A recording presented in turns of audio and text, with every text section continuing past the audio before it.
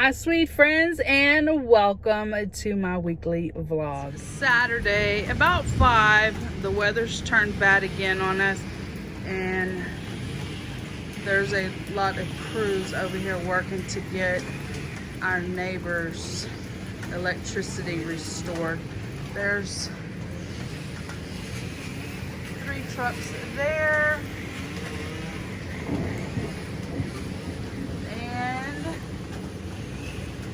3 trucks over here. Actually there's 4 because there's 2 right there, and those guys are working in the lightning and thunder trying to get these trees off of the power lines so that they can restore the electricity. 5 days with no electricity is absolutely no fun. These guys are working so hard to restore electricity. We've had so many different line crew companies coming from all different states, even as far I saw as Massachusetts. I always say that wrong. These guys are from Illinois down here working. I sure appreciate them. Today for supper I'm going to cook this sirloin steak that I picked up at HEB.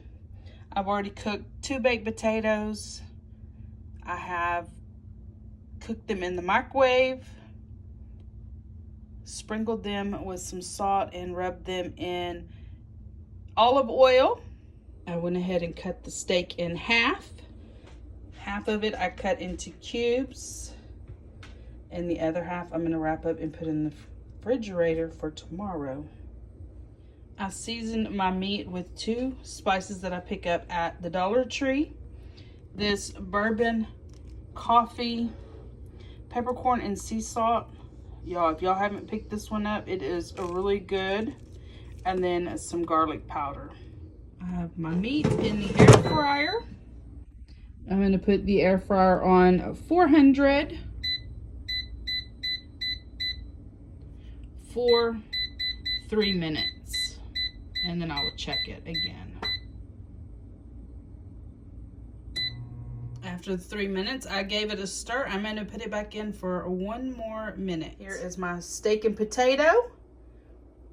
I did cook the steak for a total of 4 minutes on 400 in my air fryer. For some, it may be a little too red. To me, it looks delicious.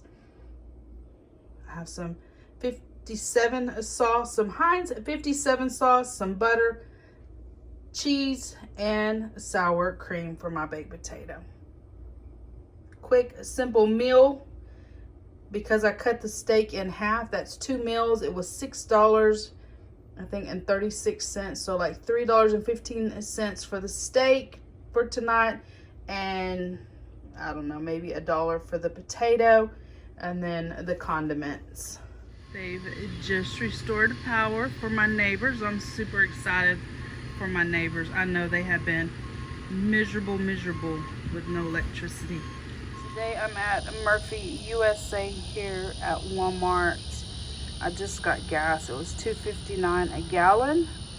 I didn't need a full tank of gas, but I do like to start my week with a full tank of gas. So I spent $19.10 and I got 7 gallons worth of gas. In my recent Walmart haul, you saw me pick up these Dino chews for my dog, and I was just gonna show y'all the actual chew. He loves these things.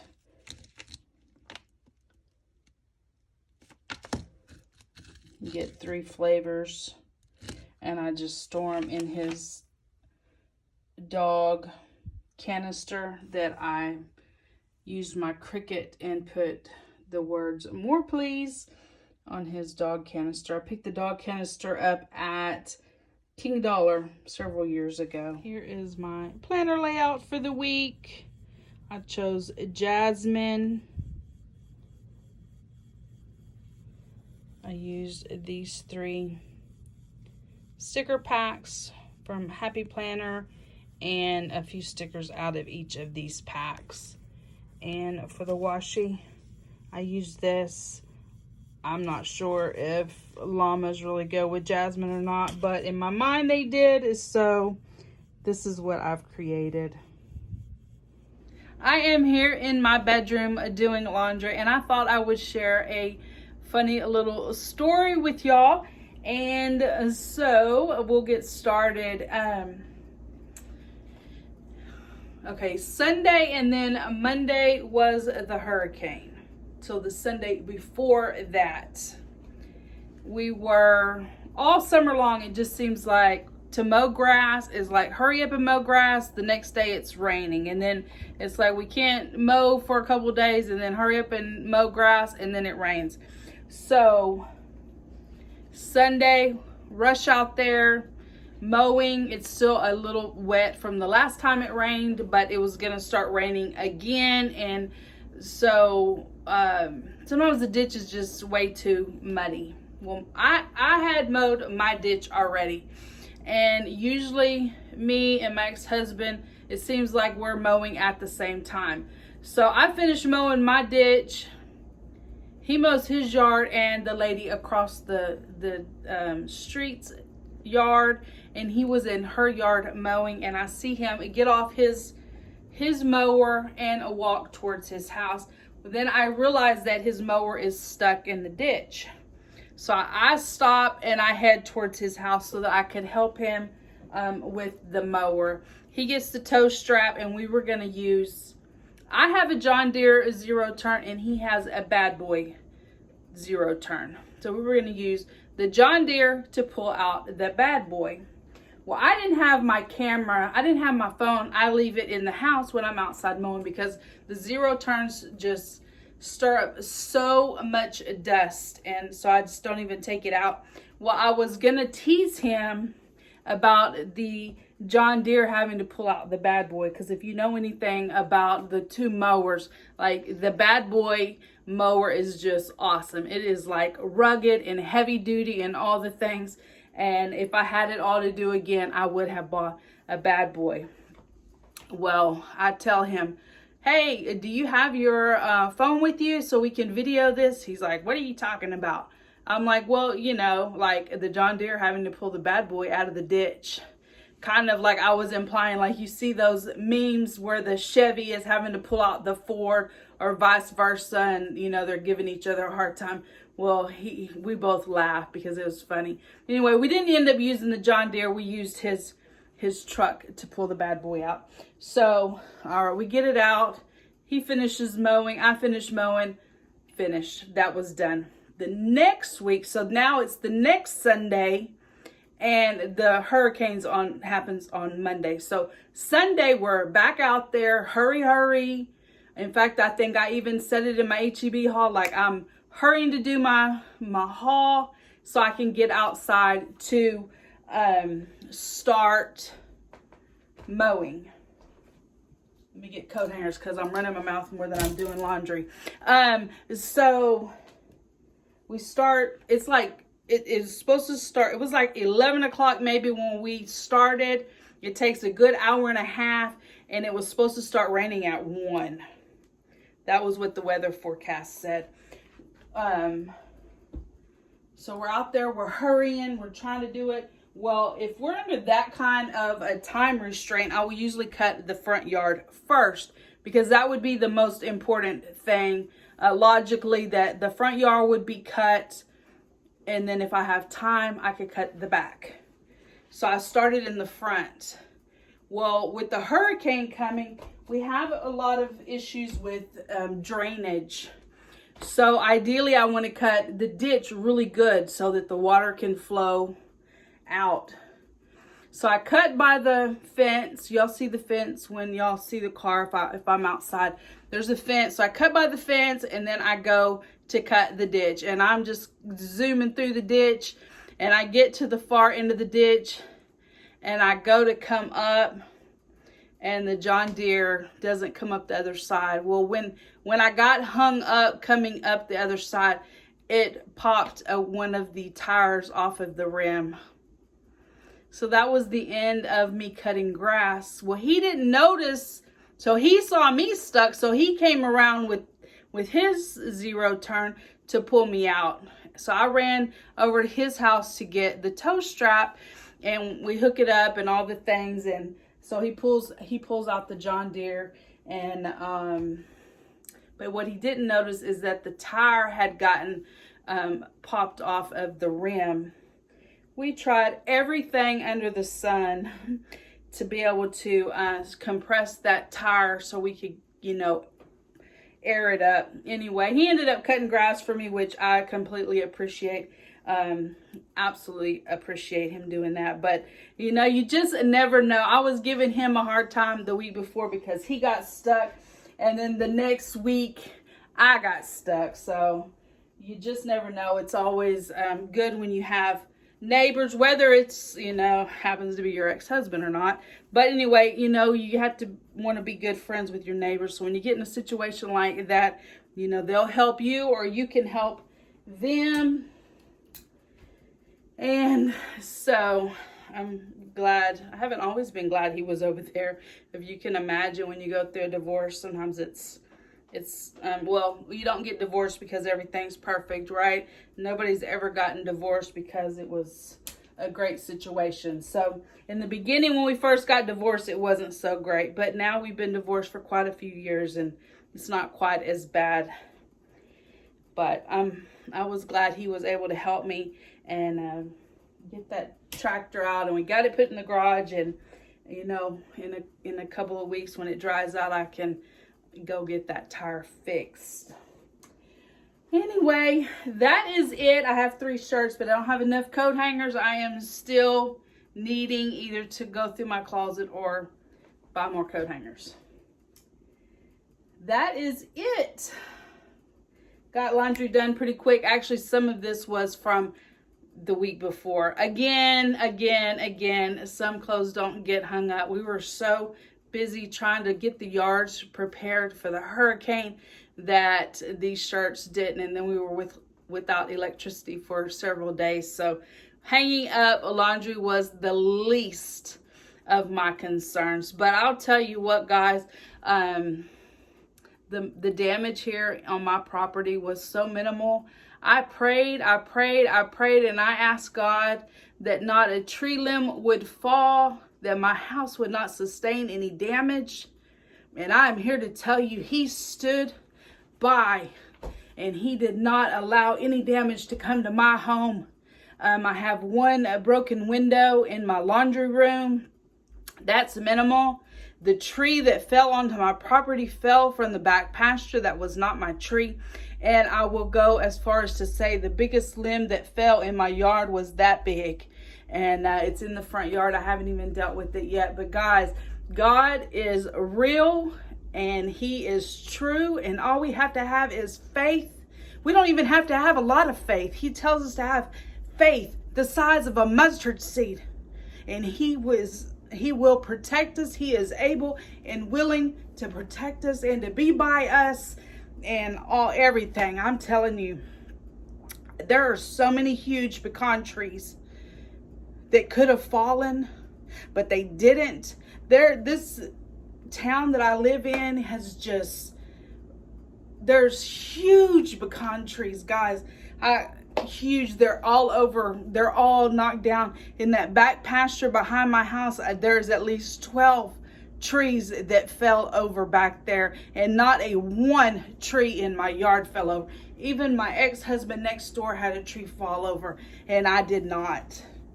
That is a miracle, and that is because I had faith, and I asked God to protect my home, and he was faithful to me because I'm faithful to him.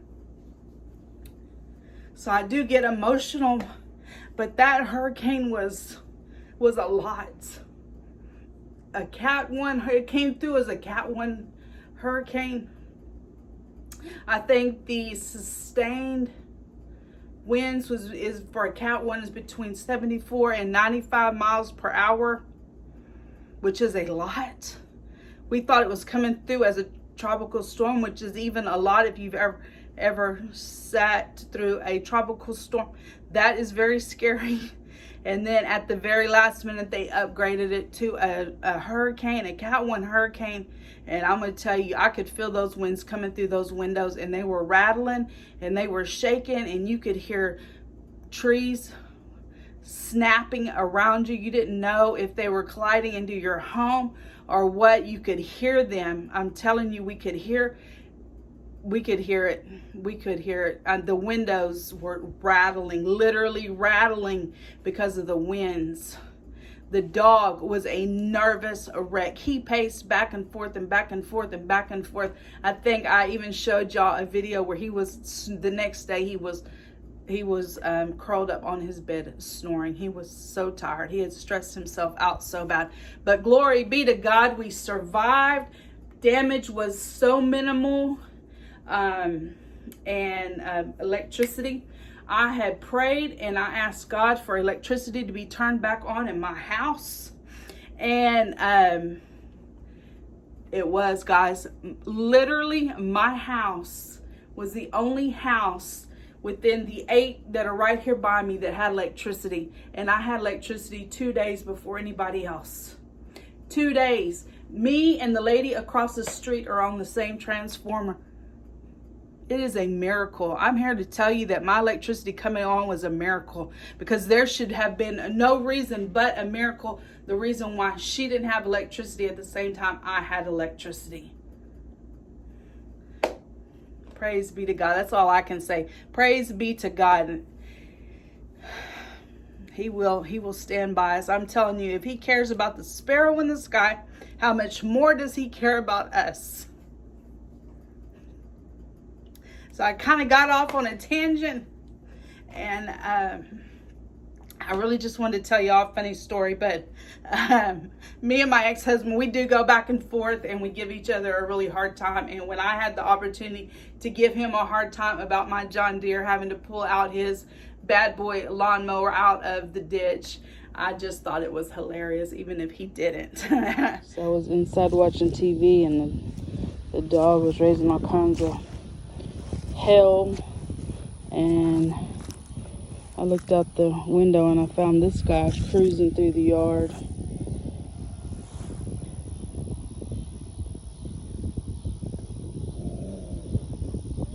The dog is about to have a fit because he can't get over here, thank goodness. He's trying to keep an eye on him without getting back over there near him and getting in trouble. Today is Monday, and it is the full harvest moon. I'm here in the kitchen. I'm going to make some overnight oats for work in the morning. And I had watched Theoni over at Thrifty Divas talk about how she makes her overnight oats. So I wanted to give it a try, so I did, and I really enjoyed it. So I thought I would just share her idea with y'all as well. She makes her overnight oats using the like a trail mix to add some oomph to her overnight oats. So I did put a cup of the old-fashioned oats. I really prefer the steel cut oats, but I wasn't able to find any.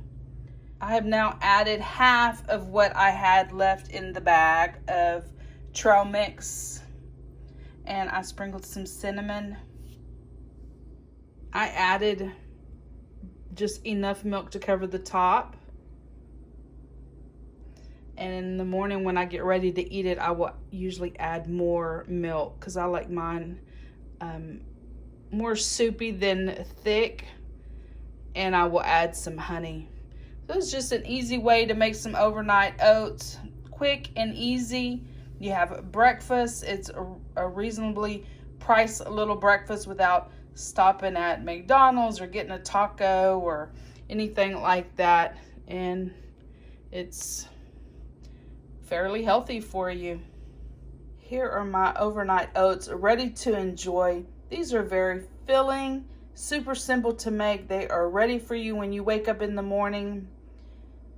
If you would like additional overnight oats recipes, I suggest going onto Pinterest and searching. There is so many different combinations that people have come up with to make these delicious If you haven't already checked out Theonia over at Thrifty Divas, go check her out. I think you would really enjoy her channel. She is a lot of fun. Today for lunch, I was going to make some taco soup. It's a little chilly here in Texas when you wake up in the morning these past few days. And I was craving some taco soup. So I just looked in my pantry and pulled out some things that I have here already. I want to use the corn, rotel, some diced tomatoes, some pinto beans that I have picked up at the Dollar Tree, a beef broth. I have a taco seasoning that I've been using. I don't use a whole lot of taco seasoning, so I still have quite a bit in this package left from another recipe that I made. And I have some ranch seasoning and then a 1 pound pack of hamburger meat. I also have some seasonings over here. If you didn't have taco mix, you could use this combination and really season up your soup, and I think it would come out just as awesome. This soup was actually something that my dad's wife would make. We call her Mamaw. And when we would have a large group of folks coming to their home for the weekend, she would make a very large, probably a double batch of taco soup. She would have it on the stove for us because people come in at all different hours, and she wanted to have something ready for everyone to eat when we got there. Usually we'd be coming in on Friday, coming in straight after work. So she always wanted to make sure that we had something delicious to eat. She was a great, awesome cook, and this was one of the things that she would always have on the stove. This is a very forgiving soup. You can mix and match your ingredients. There was a recipe that called for kidney beans, I believe, and black beans. I'm not going to use those. It's just me. I don't need a whole bunch of soup. I probably won't even use these Hunt tomatoes. I'll just use the rotel. It's just going to be me eating it, and I don't need a whole bunch of leftovers. But I think these charro beans that I picked up at the Dollar Tree, this is a bigger can, and I think that will be perfect. So since my meat's already cooked, I'm just going to dump all these ingredients in the pot and let it simmer for a while. Here's the soup. I've just got everything dumped in here. I'm going to give it a stir and let it simmer probably for about 30 minutes or so. Here are the exact ingredients that I used to create my taco soup. I used onion powder, garlic powder to taste, the entire can of rotel, the juice included. I did drain the corn. The charro beans, I used the entire can, juice and all. That has a really nice flavor to it, and I think it would be great in the soup. I used about half of the carton of beef broth, half of the ranch seasoning, and about a third of the taco seasoning. And I saved back a little bit of the taco meat. I can use that this weekend to either make some tacos. I can use it to make nachos, something along those lines. These seasonings I can seal back or fold down and use a binder clip on those and either put them on the shelf, or I could put them in the freezer and use them for another day. The soup is now simmering. I'm going to give it a stir and let it simmer for about 30 minutes. Taco soup with a few garnishes. I used cheddar cheese, sour cream, and these tri-colored tortilla strips that I picked up at the Dollar Tree. Thought I would just show y'all my binder clips that I used to seal up everything in the kitchen. These silver ones. Anything that needs to be closed gets closed with a binder clip. I have my binder clips in the Princess House canister. I found these silver ones at Office Depot on clearance several years ago, and I just love them. They match the kitchen and they are very useful around the house, around the kitchen, I should say. I don't use these anywhere else. Thought I would share with y'all the rest of my Princess House vases and canisters and what I store in them. This first little vase right here has my great grandmother's, some of her cooking utensils. I love this spoon right here. She used it so much it's actually wore down right there. This little vase has all our plasticware in it. A smaller canister with some icing tips. A medium-sized canister in the back with a few cookie cutters. Some sunflowers. Have a canister in the back, a really tall one, like a spaghetti canister or pasta canister, but it doesn't have a lid any longer.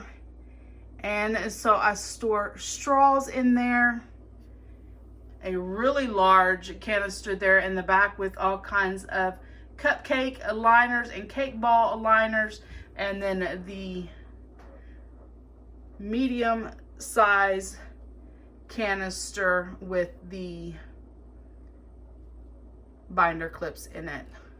So just a good way to use your glass canisters. Now I store my seasoning packets. I found this little tray holder. I don't know what it originally was meant for, but I found that at the thrift store, I'm sure for $1 or 50 cents, and it is the perfect size to hold seasoning packets.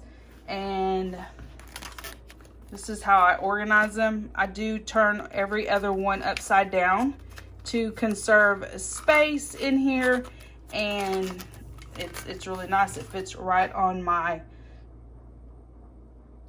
food storage shelving, and I can get to it, and everything's in order. We do enjoy this thick and zesty spaghetti mix. We add this to our spaghetti sauce, just a can of spaghetti sauce, and add this in a little bit of water. I really enjoy the flavor of that mix. And here's what it looks like on the shelf. It's a good way to work in something that looks vintage. I'm not sure if it is or not, but it fits perfectly on my shelf, and I really like that little touch in the mix of all the canned goods.